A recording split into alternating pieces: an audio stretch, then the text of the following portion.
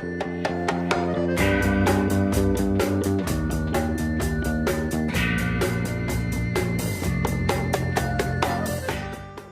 Dieter Meier, you're a man of so many talents. You're known as a musician for Yellow, as an entrepreneur, as an artist.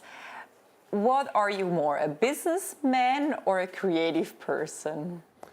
Well, first of all, a businessman always has to be a creative person. And there is not so much difference between art and music and business. You know, if you want to be really successful, you have to take risks. You have to go into an unknown territory, which is always a risk. If you do what everybody does, you're most likely not a very good businessman, and this is the case in music and in art. We are now in one of your restaurants, Ojo de Agua. Restaurants, or how would you call it? It's a restaurant, yeah. It's a restaurant? It's a restaurant just with like mainly my Argentinian product. And then you're also involved in the Bärengasse, another restaurant in Zurich, and in the Atelier, and then another place. And this one you have for 15 years. What do you do that this stays or keeps on being successful? It's a very nice place to be. It's very warm. It's very Argentinian, and the products, of course, they are fantastic. You know, we have all these free-range cattle, and they are always outside. They only eat grass, and so it's a wonderful product. And this is the key. More important than chairs and paintings is what you have on the plate. And Bärengasse is also doing very well based on my products. Then you're also producing chocolate. I feel like you cannot really decide on one product, huh? Well, things always come to me. You know, I never intended to be a chocolate producer before 4 years ago, when I met Professor Hühn, who invented this new cold extraction method that gives all the aroma of the bean to the chocolate and not to the chimney. I have an absolutely unique product, and now... And you want to revolutionize the chocolate market? I automatically do, because nobody has such a product, you know. I mean, even people who were very doubtful at the beginning, when I started with my first small factory, they now all have to agree that the product is outstanding, and it's like the end of the common chocolate, of the traditional chocolate, which takes most of its aromas from aroma companies, because their process is a heat process, the traditional process, and they lose a lot of the natural aroma. And I have all the aroma in the chocolate. Have you been approached by big chocolate companies, factories that want your recipe? Because you have a patent on it, right? I have many patents on it, yeah. And yeah, I've been approached. We're talking to almost everybody who is somebody in the business. They all are surprised that a small guy like me comes with this. The guy who invented it, Professor Hühn, he presented it to all the biggies. And some wanted to buy it with the patents and put it away so that they could continue the old traditional process. The school that owns the patent said, no, we did not do research to end in a safe. You know, we want this to be on the market. And then this professor came to me, and the rest is history. We built our first little industrial plant, and now a bigger one, and then an even bigger one. And we have very interesting clients and interest from all over the world. Can you name a few? Yeah. We have Starbucks. We're going to Seattle next week. Then we have Unilever, and we have Barry Callebaut, who are looking at me. I would say they're very surprised about the quality. Did someone already sign? No. I'm because I have to first evaluate the different possibilities before I go into a definite situation. You know, it's a very crucial point right now. What do you need to consider? What is so important? Well, you have to consider how seriously they take you, how much they invest into this, how much they promote it. You know, once you're in their system with these big guys, you depend a lot on what they do. And a contract is a contract, but such a small guy like me against the big guys, they have always ways to fulfill a contract or not. So usually you were very successful with what you did, but once you lost a lot of money with an investment or with a mixer company in the Silicon Valley. Was that like a lesson why you're now kind of careful? I'm still not very careful. I mean, of course, I studied the chocolate situation, but it's still not a home run at all, you know. And what I learned in the Silicon Valley is if you have a definitely superior product, then you should not expect the client to honor this. You know, if you don't have a very strong marketing campaign.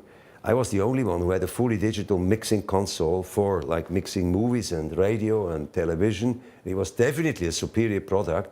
Of 8 Oscars, 7 were won by sound mixers who used my console.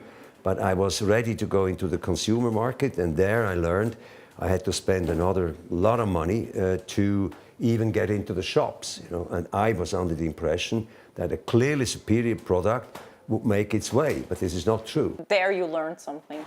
Absolutely learned something, yeah. Same thing with chocolate, you know. I mean, people are used to what they eat now. And do they accept something new?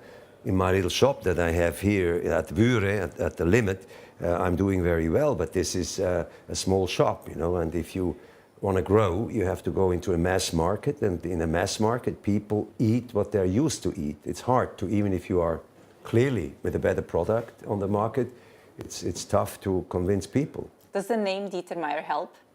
Well, maybe in Zurich and in Germany and in Austria a little bit and in Russia.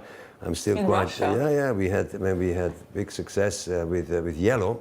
Russia was a very good, the Soviet Union then was a very good country, and some other countries where I'm a little known, but it only opens the door, you know, because of maybe my name, but the door closes even faster if it doesn't work than with somebody who doesn't have that kind of a name. You know, people are then opening the door and are hopeful, and then if it doesn't work, you're out in a minute. As diverse as your portfolio are also your residences.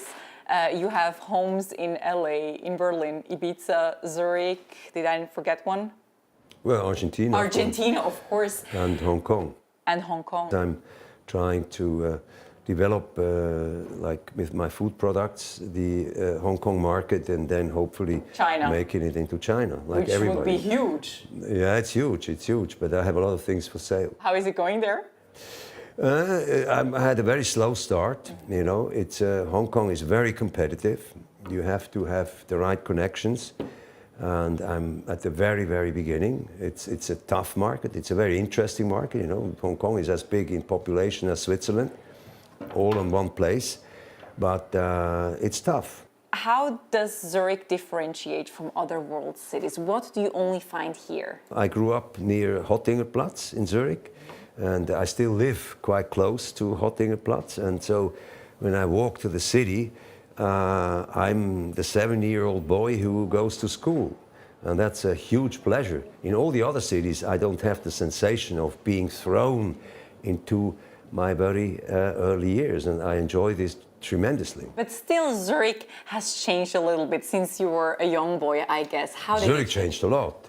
You know, Zurich became much more open and much more relaxed. You know, Zurich was still in the 50s, 60s and 70s was dominated by this Protestant, very strict religion we had, you know, like the bars all closed at 11 o'clock, and there were no nightclubs, there were no clubs at all, and Zurich was a very, how should I say, a city still dominated by the influence of Mr. Zwingli, who imported Protestantism into Zurich. You tried to change that face a little bit. Well, I was, as a young man, an activist. I did a lot of street theater. Yeah. And it was boring and grey for you, so you had to change something.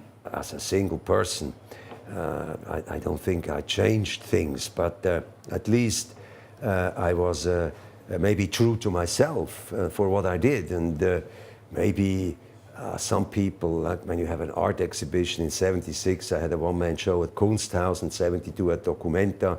And of course, I hope that my pieces were approaching people where they have never been approached. Actually, very recent, July the 18th, I found this photo of you, the Tagesanzeiger, where you were with a group of feminists, I guess, in Zurich. Yeah.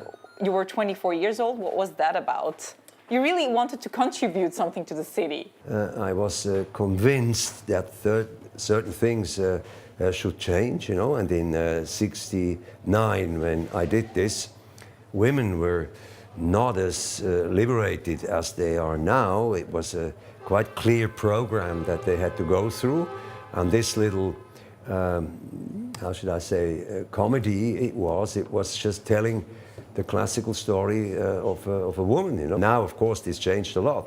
I mean, still, there's a lot to do, but I think the situation for women changed much more dramatically over the last 40 years than for men.